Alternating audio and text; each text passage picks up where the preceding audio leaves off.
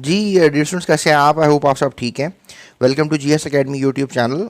आज 2018 का paper class 10 chemistry का डिस्कस करेंगे, ग्रुप 1 यानी कि मॉर्निंग में आने वाला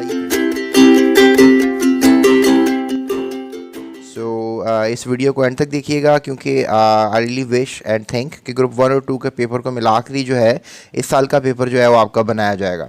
तो लिहाजा अगर आप वीडियो को एंड तक देखते हैं, मैं प्रॉपरली सारे सवाल समझाऊंगा भी आपको, स्पेसिफिकली एमसीक्यूज़, और उसके बाद कुछ शॉर्ट क्वेश्चन, लॉन्ग क्वेश्चन सारे मैं आपको बताऊंगा।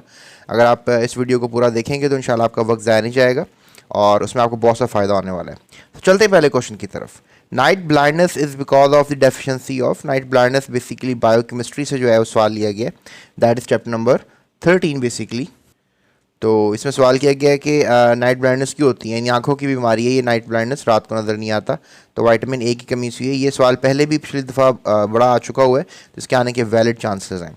फिर specific heat capacity of water के बारे में पूछा जा रहा है, तो दैट इज़ बेसिकली 4.2 जाउल पर ग्राम पर केल्विन जो है इसका राइट आंसर है। उसके बाद सवाल किया जा रहा है which one of the following is called olefins. ये भी काफ़ी दफ़ा आ चुका हुआ सवाल। ऑयलेफिन अल्कीन्स और अल्काइंस दोनों को है जो वो कंसिडर किया जाता है। तो इसमें जो है आप अल्काइंस भी देख सकते हैं, ये भी ऑयल मेकिंग कंपाउंड्स होते हैं, अल्कीन्स भी ऑयल मेकिंग होते हैं, लेकिन ज़्यादा सूटेबल आंसर जो है वो अल्कीन्स है। तो लिहाजा इसको टिक लगा लें। तो ये एमसीक्यूज़ में बेनिफिट ऑफ डाउट रहेगा क्योंकि अल्काइंस भी ऑयलेफिन्स का हिस्सा हैं, और जो पैराफिन्स हैं बेसिकली अल्केन्स को जो है वो पैराफिन्स कहा जाता है। पैराफिन्स लेस एफिनिटी वाले यानी कम रिएक्शन करने वाले।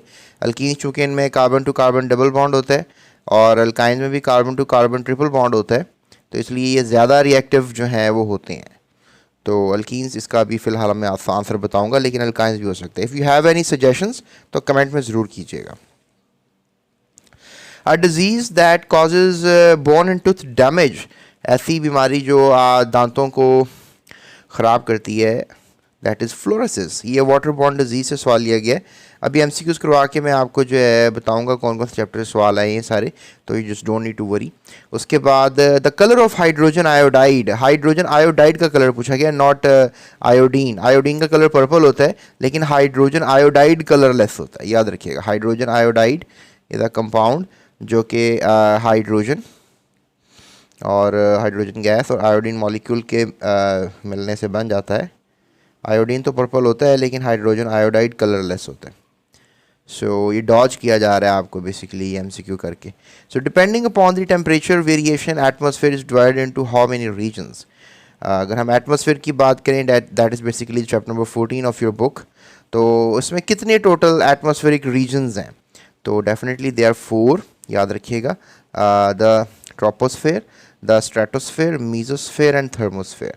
सो TMST, troposphere, stratosphere, mesosphere, thermosphere. तो स्टूडेंट्स एक और बात याद रखिएगा, जो एटमॉस्फेरिक रीजन है वो तो 4 है, और नेचुरल सिस्टम भी 4 होते हैं, याद रखिएगा। नेचुरल सिस्टम, ये भी आपको एमसीक्यू आ सकते हैं। नेचुरल सिस्टम भी 4 होते हैं, that is lithosphere, that is atmosphere भी इसका एक हिस्सा होता है, हाइड्रोस्फेयर, और इसके अलावा बायोस्फेयर। सो 3-4 स्फेयर्स ही हैं, ठीक है। सो एटमॉस्फेयर में तो आपको बता दिया ना, ट्रोपोस्फेयर, स्ट्रेटोस्फेयर, मीजोस्फेयर, थर्मोस्फेयर। तो इसके अलावा नेचुरल सिस्टम भी 4 होते हैं, याद रखिएगा। इसके बाद स्टूडेंट्स क्वेश्चन ये किया जा रहा है कि QC जो है वो लेस देन अगर KC हो तो रिएक्शन क्या होगा, यानी QC की वैल्यू कम है। अगर QC की वैल्यू कम होगी तो याद रखें रिएक्शन हमेशा फॉरवर्ड जाएगा। If the QC is smaller and the KC is big तो रिएक्शन हमेशा फॉरवर्ड जाएगा। सो फॉरवर्ड रिएक्शन होगा। और QC ग्रेटर हो, KC स्मॉल हो, तो ये इस पहचानने भी स्टूडेंट को थोड़ा सा मसला होता है कि ये लेस लिखा हुआ है, तो L की तरह जो होता है वो लेस होता है, और L के अलावा जो होता है वो ग्रेटर होता है, तो ये लेस लिखा हुआ है, that is look like L।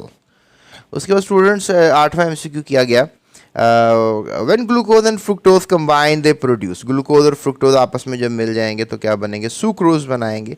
That is basically a formula to make sucrose. चीनी जो आम रूटीन में आप खाते हैं, ठीक है, that is taken from biochemistry chapter number 13। उसके बाद विच acid cause the acidity of the stomach, chapter number 10 से सवाल लिया गया। एसिडिटी ऑफ द स्टमक का मतलब है कि आपके पेट में जो है तेज़ाबियत होती है, तो वो एक तेज़ाब आपके नेचुरली पेट में बन रहा है, that is hydrochloric acid. So B is the very right answer for this question. Sulphuric acid तेज़ाबों का बादशाह कहलाता है। ऑक्सैलिक एसिड आपको कह लें कि एंड प्रोडक्ट है oxidation with KMnO4 of alkynes की। ये हाइड्रोकार्बन से अंदर हाइड्रोक्साइलिक एसिड के बारे में लिखा हुआ है। नाइट्रिक एसिड भी जो है जाबिर बिन हयान ने nitric acid, hydrochloric acid, sulphuric acid तीनों को मिलाकर जो है ये तीनों एसिड डिस्कवर किए थे। इसके अलावा आप कह लें कि डिस्कवरी जो है उसकी एक्वारिजिया भी थी, और जाबिर बिन हयान की डिस्कवरी आबिद सुल्तानी वगैरह। सोने का पानी जो सुनहरे जो गोल्ड स्मिथ जो हैं लोहे की ज्वेलरी पे चढ़ा देते हैं। सो ये 3 तेज़ाब बड़े इंपॉर्टेंट हैं। HCl आपके पेट में होता है। You want to dry a gas, आप एक किसी गैस को ड्राई करना चाहते हैं। Which one of the following will you use, तो ड्राइंग ऑफ गैसेस के लिए कौन सा सॉल्ट ज़्यादा सूटेबल रहेगा, तो इसके लिए जो है मैं चूज़ करूँगा।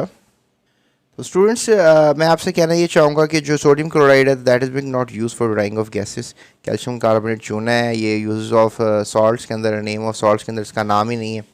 फिर सोडियम सिलिकेट आ जाता है। सोडियम सिलिकेट बेसिकली आप कह लें क्लीनिंग एजेंट है, मैन्युफैक्चरिंग ऑफ डिटर्जेंट्स के लिए इस्तेमाल होता है।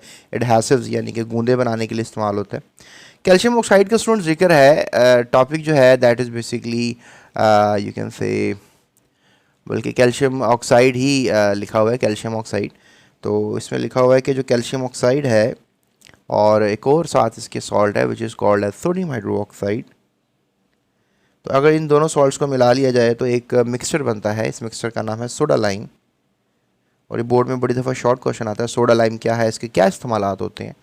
तो याद रखिएगा कि जो कैल्शियम ऑक्साइड है बेसिकली इसका इस्तेमाल है for the drying of carbon dioxide, for the removal of carbon dioxide and water vapours from the atmosphere.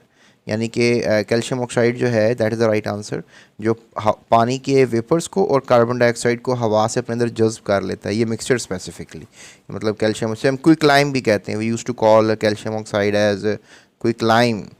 तो ये बात काबिल गौर है, काबिल कबूल है। उसके बाद ये सवाल डेफिनेटली चैप्टर नंबर 10 से लिया गया। Percentage of nitrogen in urea, यानी यूरिया में अगर हम नाइट्रोजन की परसेंटेज देखें तो क्या होगी। याद रखिएगा, बड़ा बिग MCQ है ये, दैट इज़ बेसिकली 46.6%। और फर्स्ट ईयर के अंदर इवन आपको निकालना भी सिखाया जाएगा कि आखिर यूरिया में जो है वो नाइट्रोजन आखिर 46.6% है, तो वो कैसे है। तो that is the golden point of thinking. उसके बाद 12वां सवाल किया जा रहा है, which of one of the following is not a fossil fuel, इसमें से कौन सा फॉसिल फ्यूल नहीं है। स्टूडेंट्स देखें, बायोगैस फॉसिल फ्यूल इसको आप कंसिडर नहीं कर सकते, क्योंकि कोल, नेचुरल गैस, पेट्रोलियम ये सब आपको ज़मीन के अंडर से मिलते हैं। बायोगैस नो डाउट नेचुरल है, बायोडिग्रेडेबल है, लेकिन ये फॉसिल फ्यूल में नहीं आएगा, क्योंकि बायोगैस जो है ये कह लें कि गोबर वगैरह को आप किसी कुएं में डाल दें, किसी गड्ढे में डाल दें, और फिर वहाँ से गैस बन जाती है। मीथेन गैस भी इसमें होती है। सो बायोगैस नेचुरल फ्यूल तो नहीं है, फॉसिल फ्यूल तो नहीं है। नेचुरल फ्यूल ज़रूर है, फॉसिल फ्यूल नहीं है, ये आपने बात याद रखनी है। तो स्टूडेंट्स फ़िलहाल मैंने आपको जो है वो ग्रुप 1 के सारे MCQs बताए। अभी मैं मज़ीद आपसे 12 MCQs और डिस्कस करूंगा जो कि ग्रुप 2 पेपर के होंगे, और फिर मैं शॉर्ट एंड लॉन्ग बताऊंगा। तो इस वीडियो के साथ रहें, आपको इंशाल्लाह सारी इन्फॉर्मेशन मैं दे। तो स्टूडेंट्स अब 2018 की ग्रुप 2 के पेपर की बात कर लेते हैं, जो कि बड़ा फेवरेट पेपर है, इस वक्त आएगा आपको इंशाल्लाह बोर्ड में। इसमें से काफ़ी MCQs क्लिक कर जाएंगे। तो लेट्स टॉक अबाउट इट। पहला MCQ 2018 की ग्रुप 2 में किया गया, general formula of carbohydrates is, यानी जो कार्बोहाइड्रेट्स हैं उनका जनरल फार्मूला क्या होता है। तो दैट इज़ कार्बोहाइड्रेट्स, याद रखिएगा, पानी उसमें होगा कार्बोहाइड्रेट। इसमें देखें हाइड्रोजन पेरोक्साइड है, that is hydronium, that is wrong formula. So that is water and that is carbon, and an mean any number of carbon. Let's say that आपके पास जो है वो कार्बन है 6, लेट्स से दैट आपके पास n की value जो है वो 6 है, तो आप n की वैल्यू जो है वो 6 प्लेस कर दें, तो C6, and definitely over here you gonna place 6, ठीक है। तो 6 1 ज़र 6, 6 2 ज़र 12, सो हाइड्रोजन 12 हो जाएंगे, ऑक्सीजन 6 हो जाएंगे, तो दैट मेक्स अ ग्लूकोज। और इस तरह अब एक आपको कार्बोहाइड्रेट ग्लूकोज बनता हुआ नज़र आया। So that makes an idea, carbohydrate का जनरल फार्मूला है, these are basically carbohydrates polyhydroxy ketones होते हैं, पॉलीहाइड्रोक्सी एल्डिहाइड्स होते हैं। उसके बाद density of water at 4 degree Celsius है, 4 डिग्री पे पानी की डेंसिटी क्या होगी। तो याद रखिएगा 4 डिग्री पे पानी की डेंसिटी मैक्सिमम होती है, दैट इज़ 1 ग्राम पर centimetre cube. So option A is a very right answer for this question.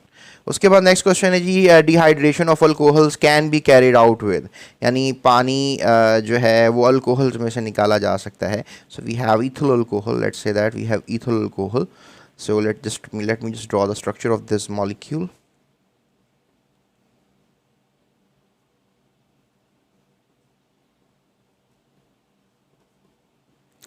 तो अब इसमें यह है कि यहाँ से हम हाइड्रोजन रिमूव कर देंगे, यहाँ से हाइड्रोक्सी रिमूव कर देंगे, तो water is out, right, H2O is out, और ये हाफ बॉन्ड और हाफ बॉन्ड आपस में डबल बॉन्ड, तो दैट बिकम्स अल्कीन। तो ये एक अल्कीन्स को बनाने का मेथड है, डिहाइड्रेशन ऑफ अल्कोहल्स। तो देर आस्किंग कि कौन है जो डिहाइड्रेट करता है अल्कोहल्स को, तो that is the king of acid, sulphuric acid, ये डिहाइड्रेशन के लिए इस्तेमाल होता है, तो याद रखिएगा। So that is the very right answer. उसके बाद which of the following gas is use to destroy harmful bacteria in water, यानी क्लोरीनेशन ऑफ वाटर जो है ये सवाल है, पानी से पानी से लिया गया सवाल, वाटर से, that is chapter number 15 of your book. तो chlorination of water, chlorination of water, so chlorination of water, ये इसका जो है वो होगा एक heading.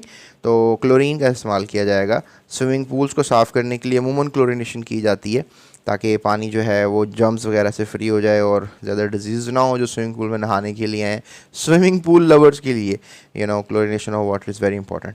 So unit of molar concentration का यूनिट जो है वो मोल पर डीएम क्यूब होता है। सो देखें कहाँ लिखा हुआ है मोल पर DM cube, yes, D option is the right answer. So this is mole per dm cube is the right answer for unit of molar concentration. Chapter number 9 से सवाल लिया गया ये। उसके बाद about 99% of the atmospheric mass lies in, ये chapter number atmosphere से लिया गया सवाल, 14 चैप्टर है, और definitely that's a good question कि कितना फीसद 99% मास कितने किलोमीटर्स में होगा, that is 30 kilometre, up to 17 kilometre मेरा ख्याल है, आई डोंट नो, शायद 75% जो है वो मास लाई करता है, लेकिन 30 किलोमीटर में 99% मास जो है एटमॉस्फेयर का वो लाई करता है। So that's very right answer, option C. In the beginning the rate of reverse reaction is, reverse reaction beginning में अगर एक ऐसा रिएक्शन है जो कि रिवर्स भी हो सकता है, यानी कि डबल एरो आएगा, बिगनिंग में क्या होता है, बिगनिंग में डेफिनेटली रिवर्स रिएक्शन बिगनिंग में तो आप नेग्लिजिबल ही लोगे ना, क्योंकि अभी तो डेफिनेटली रिएक्टेंट्स ने प्रोडक्ट्स बनना है, तो रिएक्टेंट्स प्रोडक्ट बनेंगे तो प्रोडक्ट्स रिएक्टेंट्स बनेंगे ना, तो शुरू में तो रिएक्टेंट्स बहुत ज़्यादा हैं और प्रोडक्ट्स तकरीबन 0 के बराबर हैं। So there is nothing which is being turn from the products to the reactants, यानी प्रोडक्ट्स से रिएक्टेंट्स की तरफ तो कुछ भी नहीं आ रहा, बिकॉज अभी तो प्रोडक्ट्स बनी ही नहीं है, तो रिएक्शन कहाँ से होगा। तो शुरू में रिएक्टेंट्स बहुत ज़्यादा हैं, सो जो रिवर्स रिएक्शन होगा वो तकरीबन नेग्लिजिबल ही होगा। सो स्लो कहना भी पॉसिबल नहीं है, क्योंकि negligible is the very right answer for this question. जी स्टूडेंट्स, अगर हम बात करें आपसे क्वेश्चन नंबर 8 की, which of the following is a fat soluble vitamin, तो सारे ही फैट सॉल्युबल हैं, क्योंकि बी और सी जो हैं ये पानी में सॉल्युबल होते हैं, तो these are fat soluble vitamin. Fat soluble vitamin ज़्यादा नहीं खाने चाहिए, क्योंकि ये चर्बी में हल हो जाते हैं और चर्बी को रिमूव नहीं किया जा सकता बॉडी से ईजिली, तो लिहाजा आप कह लें कि फैट सॉल्युबल विटामिन ए, के, ई है।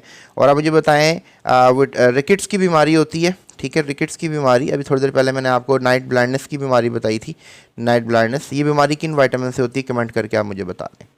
Okay, so let's see that कि कौन कमेंट करता है और कौन सही आंसर देता है इसका, और मैं आपको इंशाल्लाह रिस्पॉन्स भी करूँगा। उसके बाद है which you want to dry a gas, which one of the following salt will you use, अगर आप किसी गैस को ड्राई करना चाहते हैं तो कौन सा, ये रिपीट हो गया है आपको ग्रुप 1 में ये सवाल आया था, सो मैंने इसका सारा एक्सप्लेनेशन थोड़ी देर पहले दिया। सो that is basically calcium oxide. At the very few minutes में मैंने कहा, फिर आपको सोडा लाइम बताया था, आपको याद हो soda lime, so that's mixture of quick lime and caustic soda, soda lime बन जाता है, तो that is being used for the removal of carbon dioxide and water vapours from the atmosphere. तो calcium oxide, quick lime is the right answer of option B. उसके बाद 10th जो है सवाल किया जा रहा है, reaction between N acid and a base produces, एक एसिड और बेस के दरमियान जो एक रिएक्शन हो रहा है तो क्या बनेगा, तो आई थिंक सो आर्हीनियस ने इसका जवाब सबसे बेहतर दिया। सो चैप्टर नंबर 10 से सवाल लिया गया, एसिड एंड बेस से मिलने से सॉल्ट एंड वाटर बनते हैं, तो आपको पता ही होगा। सो that is very lollipop kind of a question. So salt and water is the right answer. Okay, acid कौन सा ले लेते हैं, HCl ले लेते हैं, बेस ले लेते हैं कास्टिक सोडा, और मिलेगा सॉल्ट NaCl बनेगा। Okay, so there you have NaCl बनेगा और साथ वाटर बन जाएगा। तो salt and water is always there. उसके बाद नेक्स्ट सवाल है जी, matte is a mixture of, matte जो है किस चीज़ का मिक्सचर है? याद रखिएगा cuprous sulphide and iron sulphide, इन दोनों से मिलकर बनता है matte. So option A is a very right answer. ये आपको चैप्टर नंबर 16 से सवाल लिया गया है। चैप्टर नंबर 16 में जो है बेसिकली कह लें आपके अबाउट केमिकल इंडस्ट्रीज़ में बताया गया है कि आखिर आपने कॉपर से जो है वो कैसे हासिल करना है, कॉपर कैसे हासिल करना है। That is basically from the chalcopyrite, CuFeS2। Chalcopyrite एक और है जहाँ से आप कॉपर एक्सट्रैक्ट कर सकते हैं। नो डाउट मैं बच्चों को अमूमन कहता हूँ कि भाई आयरन भी एक्सट्रैक्ट करने का मेथड बताना चाहिए, because without iron we can't survive. लेकिन कॉपर भी इंपॉर्टेंट है, ज़बरदस्त है। तो मेरा ख्याल है कि अगर मैं ये बुक लिखूंगा तो उसमें मैं आयरन की एक्सट्रैक्शन भी आपको सिखाऊंगा। बहरहाल कॉपर की एक्सट्रैक्शन बताई, दैट्स वेरी नाइस। उसके बाद जो नेक्स्ट सवाल किया जा रहा है, which is the very next one, in laboratory urea is prepared by, laboratory में यूरिया ऑर्गेनिक केमिस्ट्री सवाल लिया गया, बिकॉज बर्जीलियस का नज़रिया था वाइटल फोर्स थ्योरी का कि भाई कोई भी ऑर्गेनिक कंपाउंड लैब में नहीं बनाया जा सकता। लेकिन कमाल कर दिया होलर ने जब उसने अमोनियम क्लोराइड और पोटाशियम साइनेट इन दोनों को आपस में रिएक्ट करवा के जो है वो यूरिया बना दिया। So he makes urea, that is CONH2 whole twice. So that was a kind of a thing. उसके साथ एक सॉल्ट भी बना था, that is potassium chloride, right, potassium chloride सा सॉल्ट भी बना था। और अमोनियम और जो साइनेट हैं they turn into urea. So that is a very wonderful kind of reaction. Book में आपके 2 स्टेप्स में है, पहले पोटाशियम अमोनियम साइनाइड बनेगा तो अमोनियम साइनेट बनेगा, अमोनियम साइनेट से यूरिया बनेगा। तो बुक में 2 स्टेप्स ये लिखा हुआ है। बहरहाल Wohler was a achiever of this. Dalton was a great scientist, इसने एटॉमिक थ्योरी सबसे पहले दी थी। रदरफोर्ड का नाम आप 9th क्लास में भी भूल सकते हैं, इसने आपको एटॉमिक मॉडल बताया सारा प्रॉपरली और आपको समझाया कि एटॉमिक मॉडल कैसे दिया जा सकता है। फिर बोहर ने इसकी करेक्शन भी की थी, नो डाउट। बर्जीलियस ने वाइटल फोर्स थ्योरी दी थी, याद रखिएगा। सो ये हमारे MCQs। हम शॉर्ट क्वेश्चन आंसर की तरफ चलते हैं। तो स्टूडेंट्स ये वीडियो अपने दोस्तों के साथ भी शेयर करें, क्योंकि ये पक्का गेस्ट पेपर है जो मैं आपको बता रहा हूँ इस वक्त। आपको मैं तकरीबन 8 + 8 + 8 16 और 24 50 शॉर्ट क्वेश्चंस बताऊंगा। और ये अगर आप याद कर लेंगे आप पेपर में फ़ेल नहीं हो सकते। ये ब्रेकिंग न्यूज़ है मेरी अभी की तरफ से। और मैं लॉन्ग भी बताऊंगा, तकरीबन आपको कोई round about I don't no her chapter से वैसे मैंने लॉन्ग की भी वीडियो बनाई है। आप मेरा गेस्ट पेपर देख सकते हो। आपने लिखना है यूट्यूब सर्च बार पे लिखना है आपने long questions class 10 chemistry space GS academy, तो आपको वो वीडियो मिल जाएगी और इजीली आप देख लीजिएगा। डिस्क्रिप्शन में वैसे लिंक्स भी हैं, अगर डिस्क्रिप्शन के लिंक्स को आप फॉलो करना चाहें तो बिल्कुल एक मेथोडोलॉजी के साथ मैंने सारे लिंक्स बनाए हुए हैं, तो जिसको आप फॉलो अप करके जो है काफ़ी अच्छा यूट्यूब से लर्निंग कर सकते हो। So let's talk about what is meant by active mass, also right its unit. Active mass क्या होता है और इसका यूनिट आपने बताना है। ये पहला सवाल 2018 के ग्रुप 1 में जो है वो आपसे किया गया। तो active mass definitely that is being taken from chapter number 9। ये सवाल चैप्टर नंबर 9 से लिया गया। इसका आंसर आपके सामने। अगर आप चाहते हैं कि मैं आपको एक्सप्लेन भी करूं प्रॉपरली तो आप चैप्टर अभी विज़िट कर सकते हैं। मेरा 9th चैप्टर मैंने सारा समझाया हुआ है, एक्सप्लेन किया हुआ है, तो वहाँ से आप स्टडी कर सकते हैं। So just don't need to worry, just stay up with me, stay up with GS academy YouTube channel. इंशाल्लाह आपकी मैक्सिमम हेल्प होगी। इसके अलावा physics, chemistry, biology, computer sciences, I don't know there are other language subjects. Mehran साहब बड़ा अच्छा पढ़ा रहे हैं इंग्लिश, तो आप उनसे पढ़ सकते हैं और अपनी कामयाबी आगे हासिल कर सकते हैं, क्योंकि ये ज़िंदगी के 4 साल आपके मैट्रिक के और इंटर के आपके 40 साल को अच्छा कर देते हैं। तो इफ़ यू वांट कि आपके ज़िंदगी के 40 साल अच्छे गुजरें तो ये थोड़ा 4 साल मेहनत की ज़रूरत होती है। So what is meant bye reversible reaction, ये अगला क्वेश्चन है। तो रिवर्सिबल रिएक्शन जो है डेफिनेटली ऐसे रिएक्शंस हैं जो दोनों डायरेक्शंस में प्रोसीड करते हैं। चैप्टर नंबर 9 से सवाल लिया गया ये भी। उसके बाद how write down the chemical equilibrium state, ये भी चैप्टर नंबर 9 से सवाल लिया गया। Define the law of mass action, chapter number 9 से सवाल लिया गया। इसके अलावा right 2 important properties of salts, ये चैप्टर नंबर 10 से सवाल लिया गया है और ये प्रॉपर्टी एक ये लिखी हुई है। उसके बाद write 2 uses of sulphuric acid और that is chapter number 12। Acid के यूजेस के बारे में पूछा जा रहा है। So Arrhenius concept of acid base is very important question. Chapter number ये चैप्टर नंबर 10 होगा, 12 नहीं होगा। Chapter number 10। उसके बाद एसिड बेसिस एंड सॉल्ट्स। उसके बाद ये डिफाइन एडक्ट, एडक्ट क्या होती है, that is chapter number 10। Adduct भी उसी में था। ये लिविस की जो प्रोडक्ट है, लिविस के एसिड बेस नज़रिया, इसमें से सवाल किया गया। उसके बाद let's move towards the organic chemistry, the very interesting chapter, मुझसे ज़रूर पढ़िएगा ये। That is what define carbonisation, that is chapter number 11 basically. और फिर 4 डिफरेंट टाइप्स बताएं कोल्स की, चैप्टर नंबर 11 से सवाल लिया गया। So what is alcoholic group with 1 example, functional group से सवाल आया है, चैप्टर नंबर 11 से ही सवाल ये भी लिया गया है। So there we have an example of methyl alcohol as a functional group. उसके बाद what is the difference between alkenes and alkynes, ये difference है, बड़ा ज़बरदस्त difference है, इसको आप याद करिएगा। learn this table, very important. उसके बाद define, ये भी आपको alkene alkenes का पता है, alkynes का पता है आपको, that is from chapter number 12 of your book hydrocarbons. उसके बाद है जी define process of hydrogenation with an example, ये भी आपको chapter number 12 से सवाल लिया गया, so that is very important. और define difference between oil and ghee, one of my favorite question for the board examination, तो ये लाजमी कीजिएगा, चैप्टर नंबर 12 से जो है ये भी सवाल लिया गया है। उसके बाद स्टूडेंट्स क्वेश्चन किया जा रहा है जी write the basic unit of protein, give chapter number 13 पे आ गए हैं इस वक्त हम, and that is being asked के बताएं कैसे बनता है एक अमाइनो एसिड। तो प्रोटीन का एक फंक्शनल यूनिट है, तो look at that, amino acids जो हैं वो आपस में मिल जाते हैं, they make a peptide linkage basically. So you can look around here, so this is the peptide linkage, right? ये बॉन्ड वाला पेप्टाइड बॉन्ड कहलाता है। उसके बाद है जी write the name of 2 diseases caused by the deficiency of vitamin A, deficiency of vitamin A से जो आपको 2 बीमारियां होती हैं वो बताएं, it's very important, that is night blindness and eye inflammation, आंखों में जलन। इस वक्त थोड़ी सी मुझे हो रही है because it's late night, I am making this video at 12 o'clock around AM, so I am feeling sleepy at the moment. No I am not feeling sleepy, मैं मजाक कर रहा हूँ, बस आपको थोड़ा सा गाइड करने के लिए बैठा हूँ आज के। चलें, आपको आज ये सारा मैंने गेस्ट पेपर ज़रूर देना है। उसके बाद है जी name the major constituents of the troposphere, troposphere ये आगे जी आपका चैप्टर नंबर 12 13 के बाद 14 आ गए जी हम। और write the 4 natural systems of our earth, ये मैंने आपको पहले बता दिया था मेरी वीडियो में, सो ये भी चैप्टर नंबर 14 से लिया गया। उसके बाद why carbon dioxide is greenhouse gas, carbon dioxide greenhouse gas क्यों, बहुत इंपॉर्टेंट सवाल है, ग्रीन हाउस गैसेस का बड़ा मसला पड़ा है, ये तो पक्की बात है आपको बोर्ड में आने वाला है।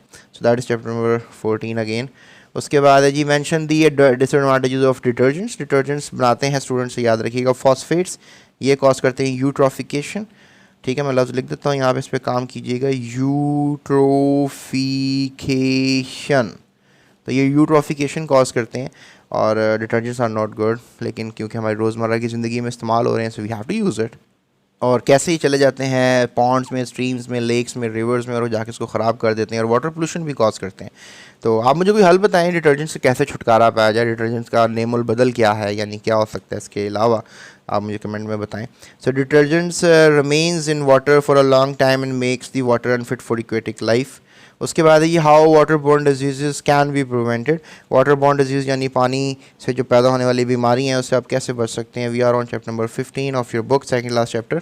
उसके बाद ये write 2 advantages of solvent process, one of my favourite question of board exam, again chapter number 15। इसमें सॉल्वेंट नामी साइंसदान ने जो है वो आपको सोडियम कार्बोनेट बना के दिया था, उसकी एडवांटेजेस पूछी जा रही हैं फ़िलहाल। सबसे बड़ी एडवांटेज तो है कि ये 15 डिग्री पर आप इसको अलहदा कर सकते हैं, किसको, सोडियम बाइकार्बोनेट को, इसका प्रिंसिपल भी है, ये वीडियो ज़रूर देखिएगा, मैंने बनाई हुई है, जिससे बहुत ज़्यादा कम एनर्जी खर्च होती है, सो चीप प्रोसेस बन जाता है, so that is the biggest advantage. उसके बाद है जी define petroleum and crude oil, ये आगे जी हम आखिरी चैप्टर पे, चैप्टर नंबर 16, सो इसको आप कॉपी कर लो। Then we are on next question, define residual oil with the fractions name। इसके residual oil के अलग से fractions होते हैं जिनमें आप ले सकते हो lubricants, paraffin, wax, 4 होते हैं, आप देख लें बुक से ज़रा, यहाँ फ़िलहाल 2 लिखे हुए हैं। So let's move towards the long questions। Okay, long questions की तरफ जाने से पहले मैं दूसरे ग्रुप के भी शॉर्ट क्वेश्चन आपको बता दूँ। तो आपके एग्ज़ाम के लिए ये मेरा फेवरेट पेपर है, 2018 ग्रुप 2 का पेपर है, इसमें सवाल देखें अब आप लिखे हुए हैं, write properties of reversible reactions. उसके बाद सवाल है जी how atmospheric gases are used in the manufacturing of chemicals, very important questions, कौन कौन से केमिकल्स बनाए जाते हैं, very excited answer as well. ये सारे सवाल, पहले 4 सवाल आपसे पहले 9वें चैप्टर से लिए जाएंगे। So write chemical equilibrium constant for the given equation, तो उसके बाद ये what complete reaction and how it is represented, very important. उसके बाद चलते हैं हम अब 10वें चैप्टर पे। तकरीबन 4 सवाल यहाँ से आएंगे। 10वें चैप्टर से प्रॉपर्टीज़ ऑफ बेसिस पूछा गया है और आर्हीनियस की एसिड बेस की डेफिनेशन पूछी गई है विद इक्वेशन। उसके बाद जी राइट 2 प्रॉपर्टीज़ ऑफ सॉल्ट्स, ये भी 10वें चैप्टर सवाल पूछा गया है। Write down the 2 use of sodium carbonate और सोडियम कार्बोनेट की यूज़ के बारे में पूछा गया है। तो आप सॉल्ट्स की यूज़ लाजमी याद कीजिएगा स्टूडेंट्स, वो पक्का गैस है, वहाँ से एक शॉर्ट तो लाजमी निकल जाए। सोडा लाइम मैंने इंट्रोड्यूस करवाया, सोडा लाइम हो सकता है, बल्कि हो के सकता है, 100% लग रहा है मुझे आएगा इंशाल्लाह। उसके बाद डिफाइन फंक्शनल ग्रुप जो है वो नेक्स्ट चैप्टर आ गया, चैप्टर नंबर 13। 4 सवाल यहाँ से लिए जाएंगे। फंक्शनल ग्रुप पहले ग्रुप में भी आया था। उसके बाद write classification of coal, very important question, इसको लाजमी तैयार कीजिएगा। फिर what are the aromatic compounds, give 1 example of aromatic compounds. तो बेंजीन, नेफ्थलीन, एंथ्रासीन, फेनेंथ्रासीन और बहुत से हैं, लेकिन ये 2 याद कर लीजिएगा। Structure very important. इसके अलावा पायरिडिन का फार्मूला पूछा जाता है MCQs में, तो मैं आपकी हेल्प कर देता हूँ। So that is the formula of pyridine. और इसके अलावा थायोफीन का पूछा जाता है फार्मूला, तो that is the formula of thiophene. तो ये आप लाजमी तैयार कर लीजिएगा, ठीक है। उसके बाद जी why alkanes are reactive. Alkenes reactive क्यों होते हैं, वेरी इंपॉर्टेंट क्वेश्चन। ये आपको हाइड्रोकार्बन से सवाल आया है अब, बिकॉज नेक्स्ट क्वेश्चन 4 क्वेश्चन अब हाइड्रोकार्बन से होंगे। Give 2 use of ethene. Ethene is a very important gas, specifically पौधों के लिए। इनका हार्मोन भी है। ये गैस जो है, कह लें कि इनको हेल्प करती है for the ripening of the fruits. जितने भी आपको केले नज़र आते हैं, दे आर बेसिकली ग्रीन जब ये मंडी में आते हैं, लेकिन ये येलो हो जाते हैं बिकॉज ईथीन गैस हार्मोन के तौर पे यूज़ की जाती है। सेब भी ऐसे ही होते हैं और बहुत से फ्रूट्स हैं। Artificial ripening. उसके बाद देखिए अगला सवाल 13 चैप्टर स्टार्ट हो गया जी। मोनोसेक्राइड्स क्या होते हैं? तो मोनोसेक्राइड्स वेरी इंपॉर्टेंट। मोनोसेक्राइड्स की uses very important. Physical properties very important. What is the significance of vitamins? Vitamins की क्या अहमियत है? सिग्निफिकेंस का मतलब अहमियत होता है। उसके अलावा ये चैप्टर से ये बड़ा इंपॉर्टेंट क्वेश्चन है कि RNA जो है एक मैसेंजर के तौर पे काम करता है, इसको जस्टिफाई करें। इसके अलावा यहीं से एक सवाल आता है कि डिफरेंस क्या है RNA और DNA में, तो ये भी बड़ा इंपॉर्टेंट है, आपको ये भी आ सकता है। डिफरेंस बिटवीन RNA DNA तैयार कर लीजिएगा। उसके बाद है जी next chapter, that is basically atmosphere. तो उसमें आपको ड्राई एयर की कंपोजिशन पूछी गई है, जो कि अच्छा टेबल है तैयार करने के लिए, आप तैयार लाजमी कर लीजिएगा। फिर प्राइमरी एंड सेकेंडरी पोल्यूटेंट्स के बारे में पूछा गया। तो प्राइमरी पोल्यूटेंट्स अमूमन गैसेज होती हैं, सेकेंडरी पोल्यूटेंट्स उनके डेरिवेटिव्स होते हैं।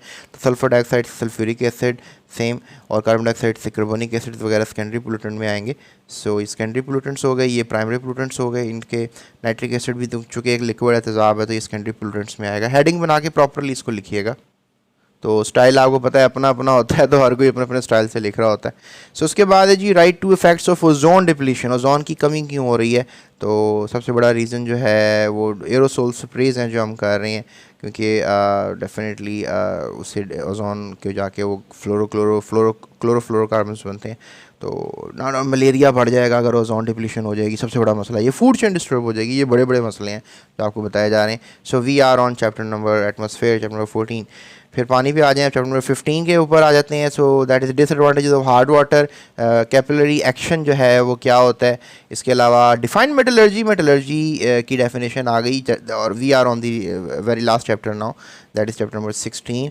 और फिर नेम 2 फ्रैक्शंस ऑफ पेट्रोलियम। तो उसमें पेट्रोलियम गैस, डीजल ऑयल, इसके आप कार्बन भी लिखिएगा कि इनकी कार्बन रेंजेस क्या हैं, बिकॉज कार्बन वो टेबल मैंने आपको बताया था इंपॉर्टेंट है, तो टेबल कर लीजिएगा जो कि पेट्रोलियम में दिया गया लास्ट चैप्टर में ना, टेबल बना हुआ है। तो उसमें उन्होंने पेट्रोलियम फ्रैक्शन लिखी है, फिर साथ कार्बन लिखा है, फिर उसकी परसेंटेज लिखी है, और साथ फिर उनके यूज़ भी लिखे हैं। तो ये टेबल बड़ा इंपॉर्टेंट है, लाजमी तैयार कीजिएगा।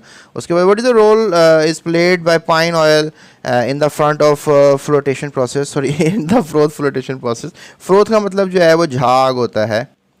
तो झाग में पाइन ऑयल का क्या किरदार है? क्योंकि ये जो ओर होता है उसको अपने अंदर वेट कर लेती है। Pine oil enhances the non wettability of mineral particles by water and hence makes them easier to get at the surface of the froth.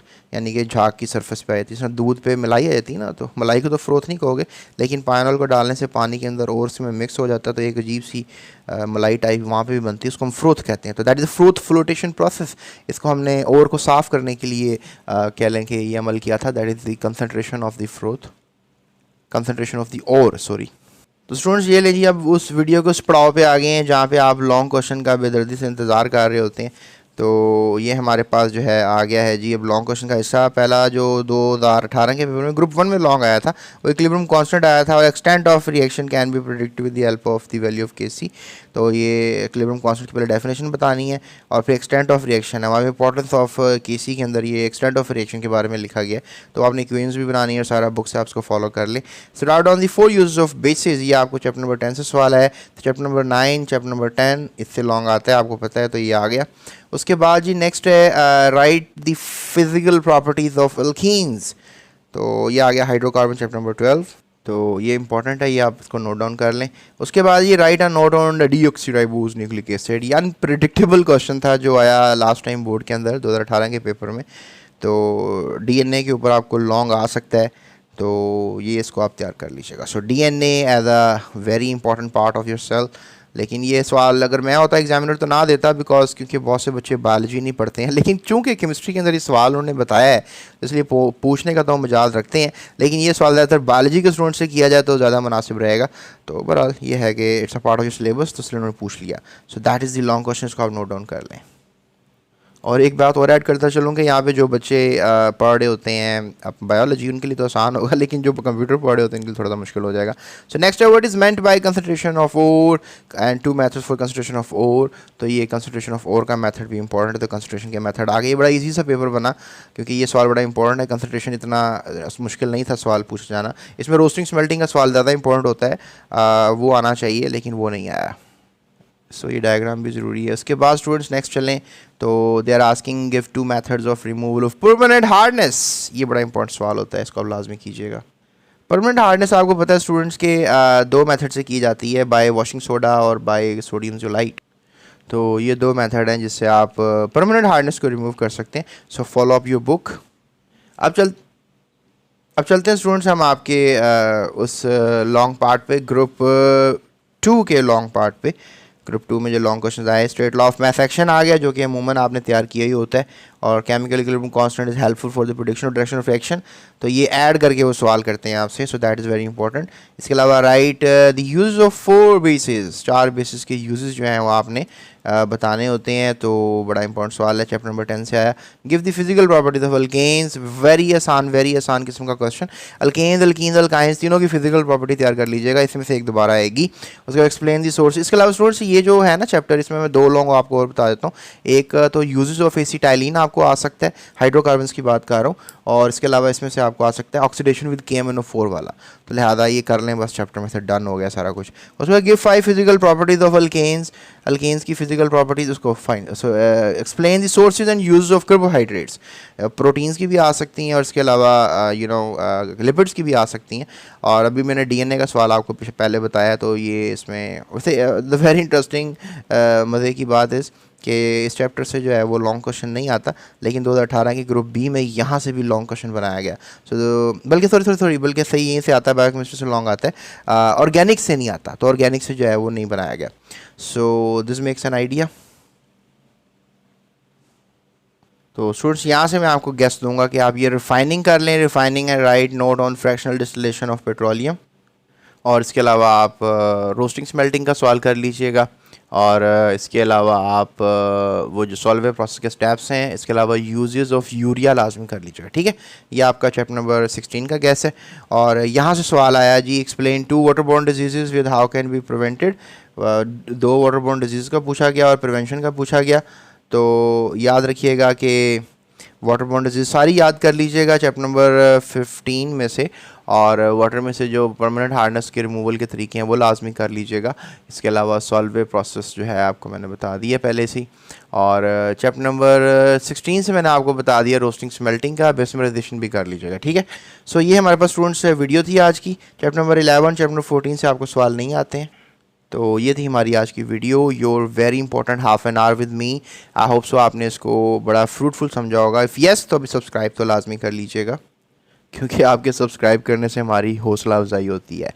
सो अपना ख्याल रखिएगा, इस चैनल का भी ख्याल रखिएगा। डिस्क्रिप्शन में बड़े लिंक्स हैं, सारी किताबों की वीडियोस बन रही हैं। जीएस एकेडमी यूट्यूब चैनल बहुत हार्ड वर्क कर रहा है आप लोगों तक इन्फॉर्मेशन नॉलेज को डिस्ट्रीब्यूट करने के लिए। आपकी हारमनी और इसी तरह का लगाव बस चाहिए, आपका प्यार चाहिए।